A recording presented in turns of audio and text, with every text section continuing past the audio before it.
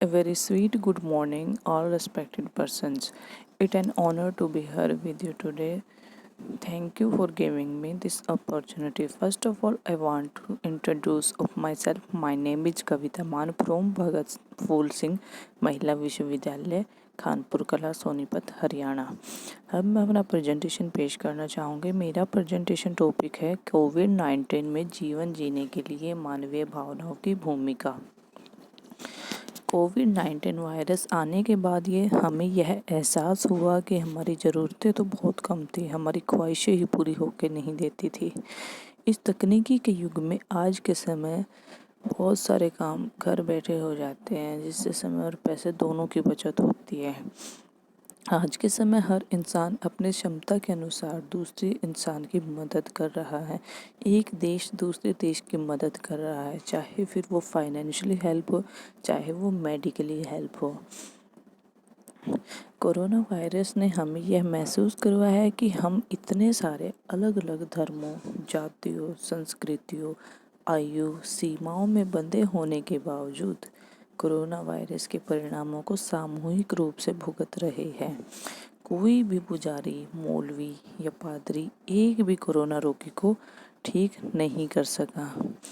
इसका प्रभाव पूरे विश्व पर पड़ रहा है। अब इंसानों को पता चला होगा कि जानवरों को पिंजरे में रखना, उनका रहना कितना मुश्किल होता होगा। यह कुदरत का खेल है कि आज इंसानों को पिंजरे में रहना पड़ रहा है। यह प्रकृति के साथ इंसानों की छेड़छाड़ का ही नतीजा है, जिसका खामियाजा आज पूरा विश्व भुगत रहा है। इस विश्व महामारी के बीच मानवता उभर कर सामने आई है।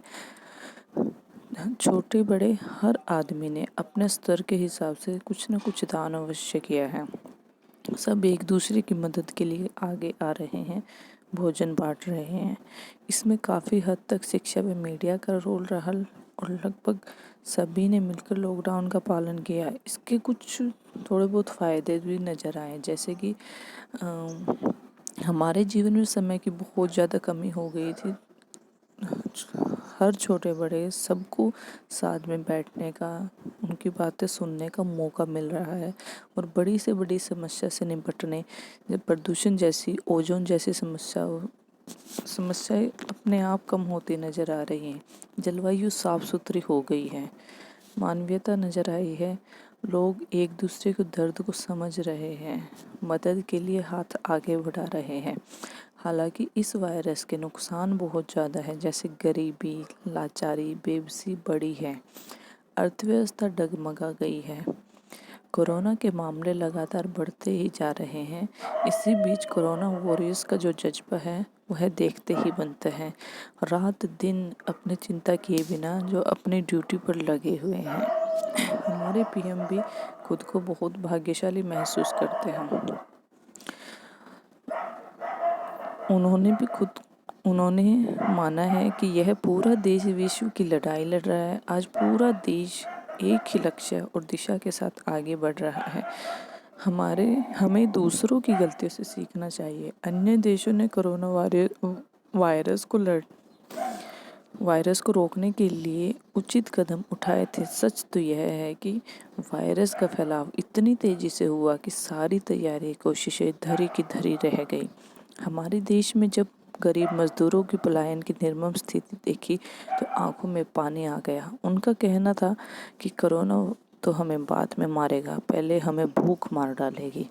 ऐसी स्थिति के आगे भला कहाँ नियम कायदे याद रहते हैं।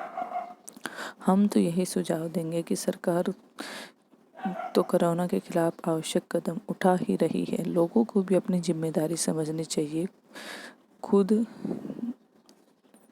सेल्फ प्रोटेक्शन में रहना चाहिए।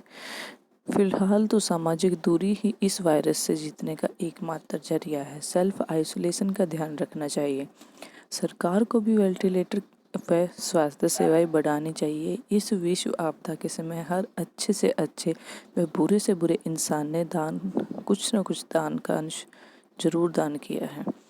काश ऐसा हमारा देश बन जाए जब सबकी मानसिकता बदल जाए। लॉकडाउन में कई शादियां हुई, कई लोगों ने शादियों में होने वाले खर्च को दान दिया, कई लोगों ने गरीब लोगों के लिए भंडारों की व्यवस्था की। काश सब लोग फिजूल खर्ची बंद करके वो जो पैसा बचता है उसको गरीबों की सहायता में दान कर दे, तो यह दुनिया स्वर्ग बन जाए। Thank you.